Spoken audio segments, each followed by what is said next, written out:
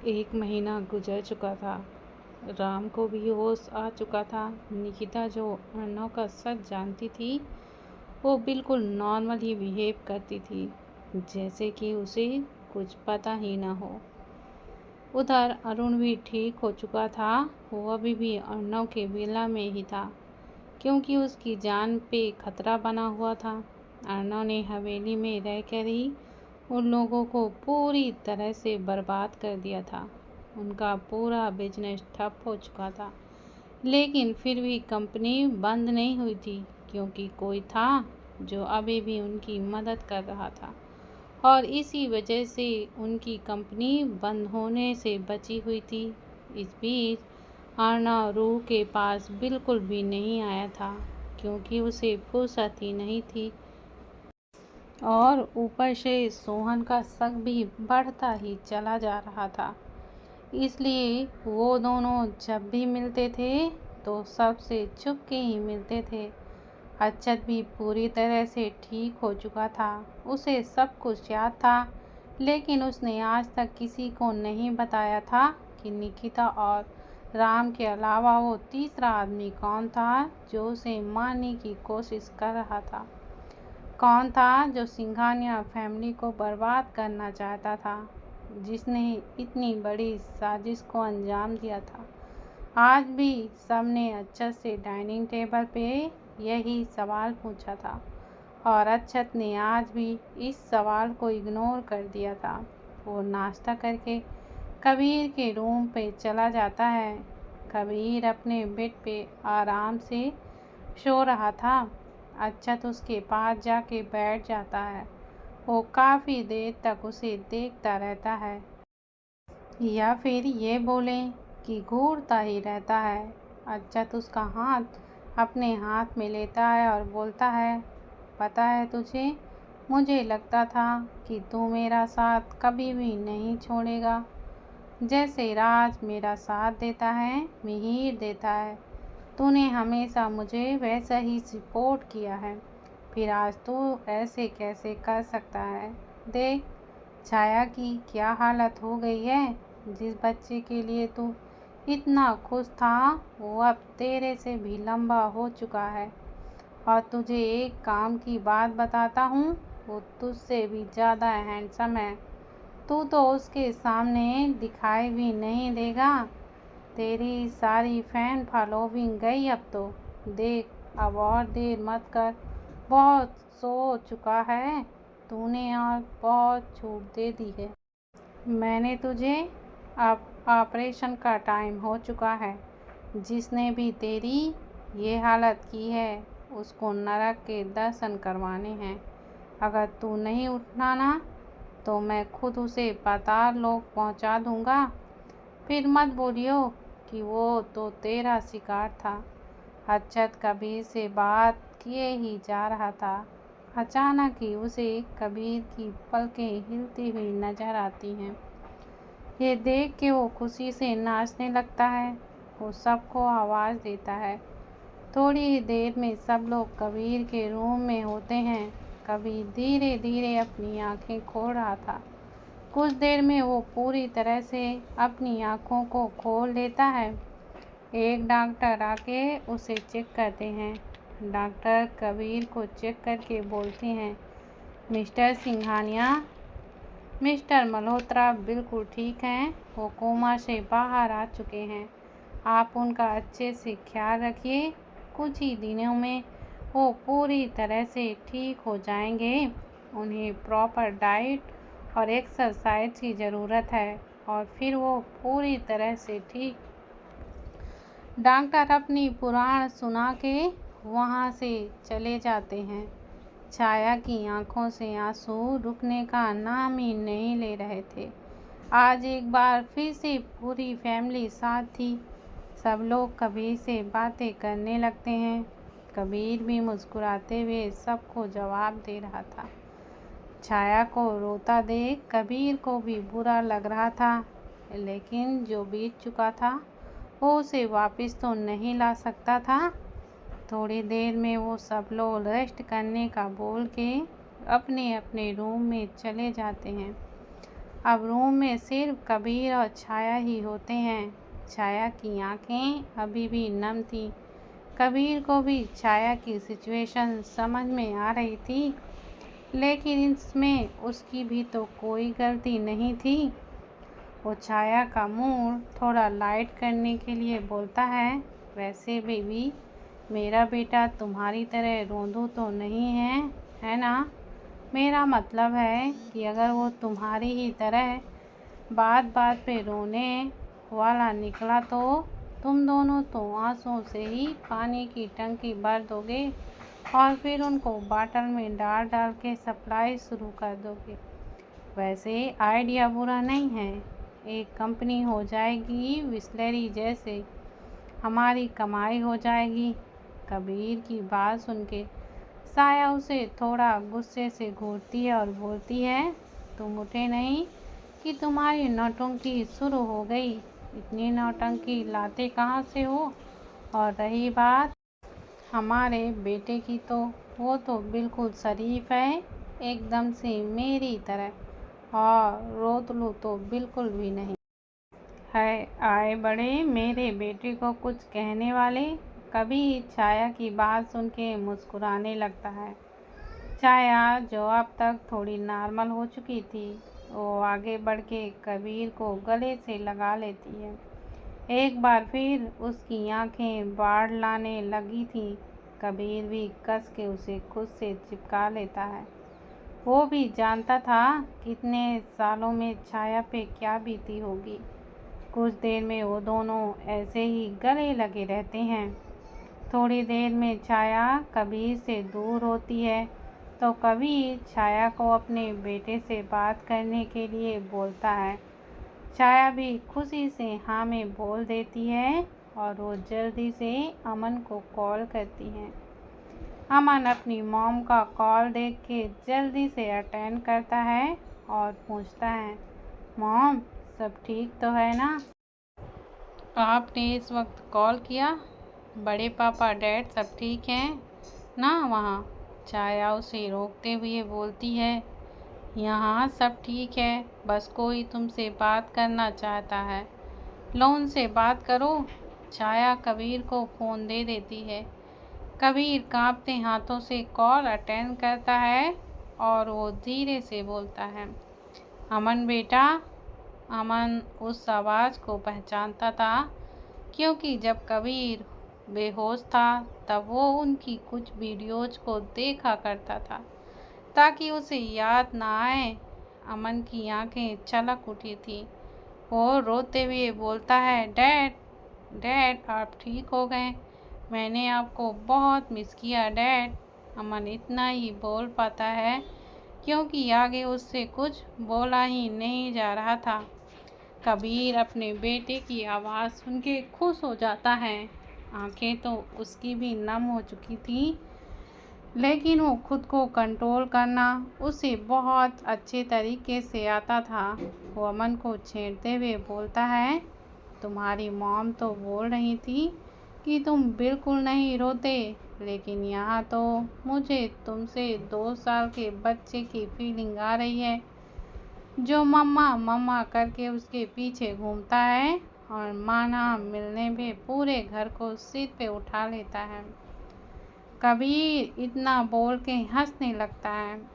अमन अपने आंसुओं को पोंछते हुए बोलता है, मैं रोतलू नहीं हूँ डैड, प्लीज़ आप सब जल्दी से यहाँ आ जाइए। अब आपके बिना नहीं रह पा रहा हूँ मैं। कबीर हाँ में अपना सर हिला देता है। कुछ देर में अर्नव और सिद्धार्थ भी अमन को ज्वाइन कर लेते हैं, क्योंकि उन्हें भी खबर मिल चुकी थी। इंडिया में नेक्स्ट मॉर्निंग रूह अरुण से मिलने को अर्नव के विला में गई हुई थी। अरुण अब ठीक हो चुका था। वो विला से बाहर जाना चाहता था, लेकिन रूह ने उसे साफ इनकार कर दिया था। लेकिन अरुण भी उसकी सुन नहीं रहा था। वो बाहर जाना चाहता था। वो बहुत ही सेल्फ रिस्पेक्ट वाला इंसान था और ऐसे बिना कुछ किए किसी और के पैसों पे ऐसा करना उसकी फितरत ही नहीं थी। इसलिए वो कहीं काम करना चाहता था, लेकिन रूह उसकी बात ही नहीं सुन रही थी, क्योंकि उसे डर था कि कहीं सोहन को पता चल गया तो अरुण की जान पे बन जाएगी। रूह भी परेशान थी। ये तो सच था कि वो हमेशा अरुण को घर के अंदर नहीं रख सकती थी, लेकिन आज तो उसने किसी तरह अरुण को समझा दिया था, लेकिन रोज उसे कैसे सब समझाए। रूह कुछ देर अरुण से बात करके वहाँ से निकल जाती है। वहीं हवेली में निकिता राम को नाश्ता करवा रही थी। उसने राम को अभी तक अक्षत के जिंदा होने के बारे में नहीं बताया था। वो नहीं जानती थी कि राम यह सब सुन के कैसा रिएक्ट करेगा, और उसे तो अभी तक उस तीसरे इंसान के बारे में भी नहीं पता था, क्योंकि राम उसे नहीं देख पाया था। वो अपने ख्यालों में ही गुम थी कि अचानक से उसका फ़ोन रिंग करता है। वो थोड़ा साइड में जाकर कॉल को अटेंड करती है। सामने वाले इंसान बोलता है, मैं इंडिया वापस आ रहा हूँ। एक बार फिर से गेम शुरू होने वाला है, तैयारी करो। इतना बोल के वो इंसान कॉल को कट कर देता है। निकिता के चेहरे पे उसकी बात सुन के डर साफ साफ दिखाई दे रहा था। इंडिया में दिल्ली एयरपोर्ट पे एक फ़्लाइट लैंड करती है। उसमें से तकरीबन 50 साल का आदमी बाहर आता है। उसके चेहरे में ही घमंड साफ साफ दिखाई दे रहा था। उसके साथ ही उसका असिस्टेंट बाहर आ रहा था। वो एयरपोर्ट से बाहर आते हैं और अपने लिए आई हुई कार में बैठ के वह वहाँ से निकल जाते हैं। वो आदमी कार में अपने असिस्टेंट से पूछता है, क्या अपडेट है? असिस्टेंट जवाब देता है, सर खबर पूरी सही है। अर्नव ओबराय अक्षत सिंघानिया का ही बेटा है। सर खबर ये है कि आज ये कुछ साल पहले सिंघानिया फैमिली पर अटैक हुआ था। सब लोग समझ रहे थे कि वो सब लोग मारे गए हैं, लेकिन सच तो ये निकला कि वो लोग बच गए हैं। उसकी बाद अक्षत सिंघानिया की जो बहन थी अक्षिता सिंघानिया, उसने क्रैश ओबराय से शादी की है और उनके बच्चों को अपने बच्चों की तरह पाला है। यहाँ तक कि उन्होंने खुद का भी बेबी नहीं किया। पर सर, इन सब के बीच अक्षत सिंघानिया और उसकी वाइफ और बाकी लोग कहाँ थे? किसी को भी कोई खबर नहीं थी, और ना ही कोई जानता था कि वो दुनिया के किस कोने में है। वो आदमी अपने असिस्टेंट की बात सुन के पूछता है, तुम्हें इतनी इन्फॉर्मेशन मिली कहाँ से? असिस्टेंट अपनी तारीफ करते हुए बोलता है, सर मुझे इसके लिए ज़्यादा मेहनत नहीं करनी पड़ी। आप तो जानते हैं ना कि मैं अपना काम कितने अच्छे तरीके से करता हूँ। असिस्टेंट की खिसियानी हंसी सुन के वो आदमी इरिटेट होते हुए बोलता है, अबे बेवकूफ़ इंसान, वो अक्षत सिंघानिया है, और मैंने सुना है कि उसका वो बेटा तो 40 कदम आगे की सोच के चलता है। कहीं ऐसा तो नहीं है कि ये सब इन्फॉर्मेशन उन्होंने हमें जानबूझकर ही दी हो, हमें यहाँ पर वापस बुलाने के लिए? उस आदमी की बातें उस असिस्टेंट के सिर के ऊपर से ही जा रही थी, इसलिए वो बेचारा चुप ही रहता है, क्योंकि उसने कुछ किया और उसका ये सन की बहुत चीखेगा। थोड़ी ही देर में वो लोग एक घर के बाहर होते हैं। वो आदमी गुस्से से विलखता हुआ अंदर चला जाता है, क्योंकि उसे समझ आ गया था कि ये सब अक्षत का ही किया धरा है। उसे यहाँ बुलाने को सब यहीं शुरू हुआ था और ख़त्म भी यहीं होगा। अक्षत ने उसका चेहरा अच्छे से देख लिया था और अब वो उसे छोड़ेगा नहीं। उस आदमी के चेहरे पर डर भी था और एक घमंड भी था। वो अपना फ़ोन उठा के निकिता को कॉल करता है। कुछ ही देर में कॉल को अटेंड कर ली जाती है। वो आदमी निकिता पे चीखते हुए बोलता है, तुमसे एक काम बोला था वो भी नहीं हुआ, बस इतना ही तो पता करना था कि अक्षत अभी है कहाँ। लेकिन नहीं, तुमसे तो ये भी ना हो। मैं तुम्हें लास्ट वार्निंग दे रहा हूँ, जल्दी से जल्दी उसका पता लगाओ वरना सब बर्बाद हो जाएगा। उसकी बात पे निकिता को भी गुस्सा आ जाता है। वो गुस्से से दांत को पीसते हुए बोलती है, उसका पता लगाना हलवा है क्या? उसका वो बेटा कितना चालाक है, तुम्हें समझ में नहीं आ रहा है क्या? जब वो इतने अच्छे से यहाँ तक आ सकता है तो तुम्हें समझ ही नहीं आ रहा है कि वो क्या चीज़ है। ये सब उसका ट्रैप था। वो जानता था कि अगर मुझे अक्षत के जिंदा होने की खबर मिली तो मैं अपने पार्टनर को ज़रूर बुलाऊंगी, और हुआ भी वही। उसका मतलब ये है कि ये जो कुछ भी हम कर रहे हैं उसको उसकी खबर है। मतलब वो ये भी जान गया है कि तुम इंडिया आ चुके हो। निकिता और वो आदमी दोनों ही अपना सिर पकड़ के बैठ जाते हैं। वहीं अर्नव ये सब अपने लैपटॉप पर देखकर एंजॉय कर रहा था। वो उन दोनों की ही बेवकूफ़ी पर हंस रहा था और साथ ही साथ अमन और सिद्धार्थ भी। अर्नव दोनों से बोलता है, अपनी अपनी पैकिंग कर लीजिए आप दोनों, हमारे जाने का वक्त आ गया है। दोनों हाँ में अपना सिर हिलाकर वहाँ से चले जाते हैं। थोड़ी ही देर में पूरी हवेली पर हंगामा मचा हुआ था, क्योंकि सोहन बुरी तरह से रूही को मार रहा था। रूह जो आज भी मार खा रही थी, उसको बेहिसाब दर्द हो रहा था, लेकिन उसके मुंह से एक लफ्ज तक नहीं निकल रहा था। तभी निकिता वहां पर आ जाती है और सोहन को रोकते हुए बोलती है, तुम ये क्या कर रहे हो? होश में तो हो, क्यों मार रहे हो इसे?